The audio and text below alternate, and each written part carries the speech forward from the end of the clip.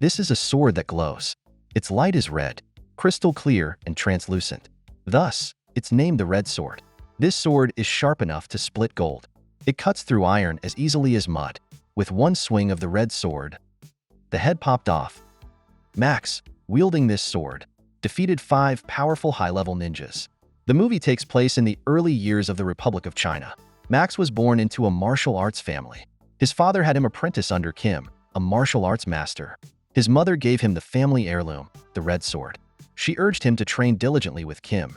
Max unsheathed the red sword and took a look. This sword was truly extraordinary. It emitted a piercing red light. Max had 2 good friends, Jessica and Sam. The 3 of them were inseparable. Max and Jessica were childhood sweethearts, and they had feelings for each other. Kim had another disciple, solitary and aloof. He always wore a ghost mask and was called Phantom. Max began learning swordsmanship from Kim. Max was exceptionally talented. Kim was pleased with him. He took Max as his personal disciple.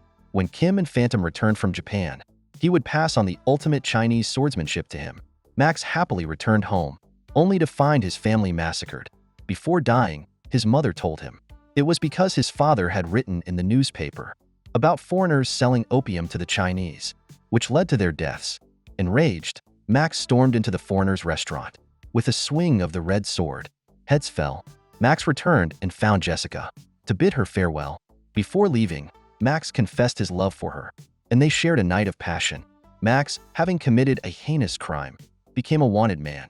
To escape, he had no choice but to sign an indentured labor contract and leave his homeland to work as a laborer in America. They were called piglets, and the Americans did treat them like pigs. Dozens of people crammed into a tiny cabin. Food and water were poured down from above. They could only pick up scraps from the floor to eat. Here, Max met a monk named Rohan. Upon arriving in America, they signed their contracts. They were inspected and disinfected. Then they were sent to a mine to work. Every day, they did the most tiring work. On payday, Max found a letter from Jessica. Jessica told Max that she was pregnant. She decided to come to America with Sam to find him. Max was overjoyed to hear this news. The workers discovered that their boss, Manny, was withholding their wages. One worker led a protest, demanding a strike. But the next day, he was found hanged from the flagpole.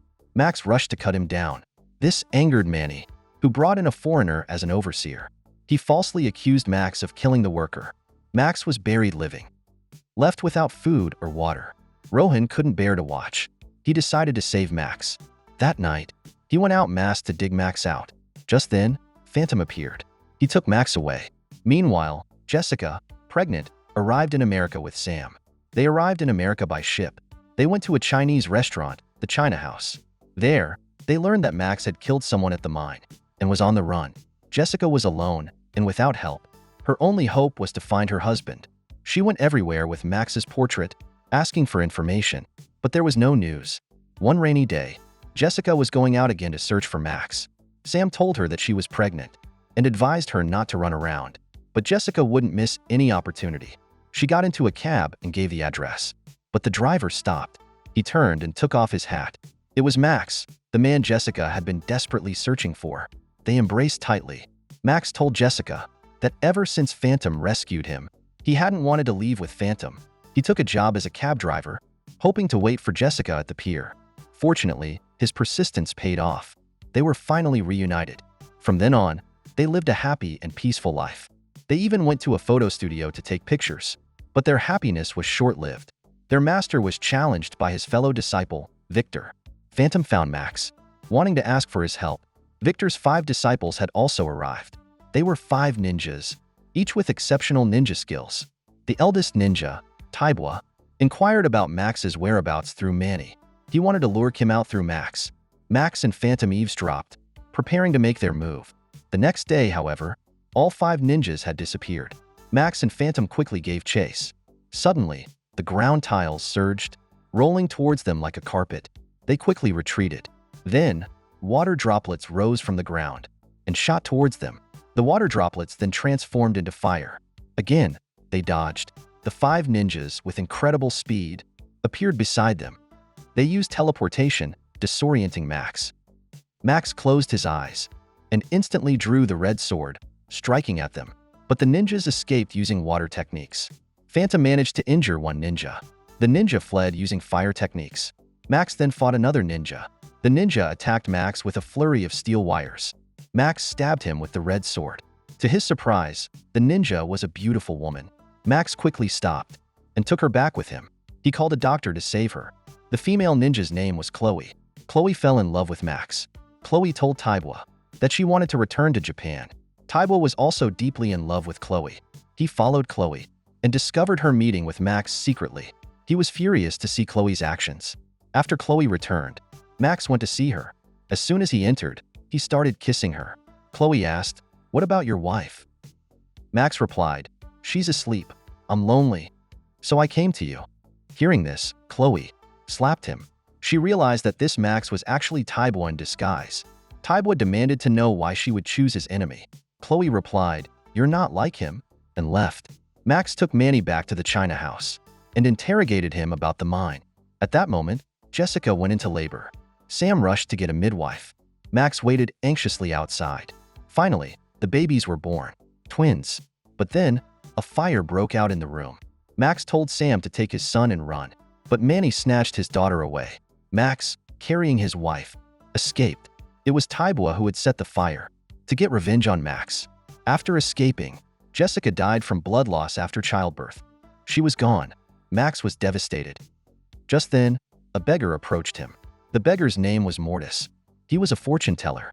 Mortis told Max that he was cursed, that everyone around him would leave him, that he was destined to be childless and alone, that he would live a life of solitude, forever alone. Max believed him. To protect his son, he asked Sam to take Blaze back to China to be raised, never to see him again. Max and Phantom then went to Japan to find their master.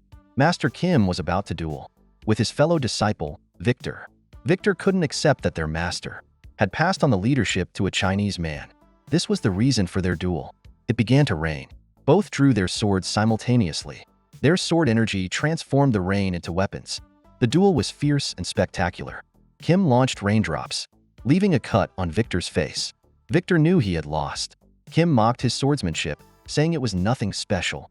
"The reason you lost to me," he said, "is because you still have something holding you back. Go back and be a good father," he advised. After Victor left, Kim also collapsed.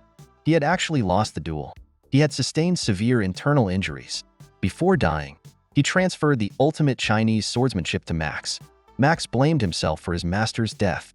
He didn't want to risk harming Phantom as well, so he left everyone behind. 16 years passed. Sam brought Max's son, Blaze, to America to find his father. At the China house, Blaze found Rohan, Max's old friend.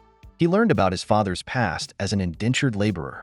Sam then took Blaze to the photo studio his father used to frequent. There, Blaze noticed someone following them. He confronted the person and discovered it was a woman. She was Phantom's daughter. She took them to see Phantom. Phantom told Blaze everything about his father, Max. The owner of the China house was moved by Max's story. He wanted to organize everyone to rescue the Chinese workers at the mine. They disguised themselves as opera performers and entered the mine. Sam spotted Manny, the mine's boss. Sam told Blaze, "Manny is the one who took your twin sister." After their performance, they drew their hidden guns and shot the foreign guards. A fight ensued. However, the foreigners had dynamite. Many of the Chinese workers were killed or injured. Blaze found Manny and demanded to know his sister's whereabouts. But Manny shot him. A blade may be swift, but it's no match for a gun. Just then, Max appeared. With a single strike, he obliterated Manny. At that moment, reinforcements arrived for the foreigners.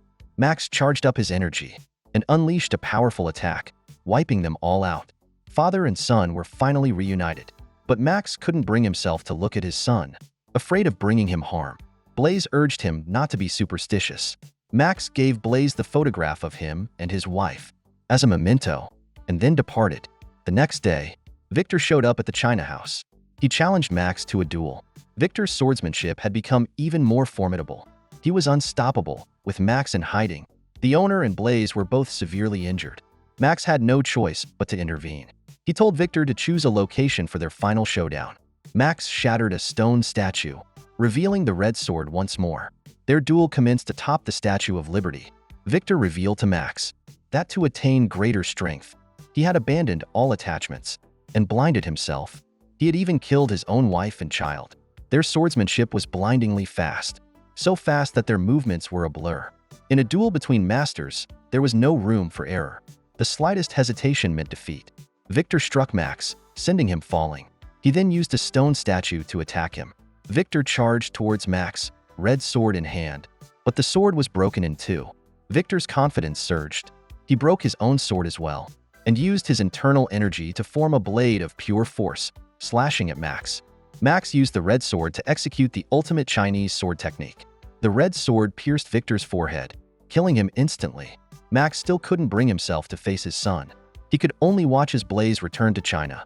This movie is adapted from Ma Wingxing's comic Chinese Hero, Max, into a live-action film. Directed by Andrew Lau, the film boasts a stellar cast.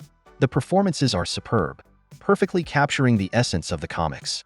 The film is filled with patriotic themes and the spirit of the Chinese people. It's a thrilling and inspiring watch. The ninja elements add a touch of mystery and intrigue to the film. The special effects for the ninja scenes are particularly impressive, and the way they used rainwater to visualize the sword energy during Kim and Victor's duel was truly remarkable. Overall, this is a fantastic film. What do you think? Let us know in the comments below. That's all for today's video. For more, be sure to like and subscribe. This is Kung Fu Movie Recaps from YouTube. Until next time,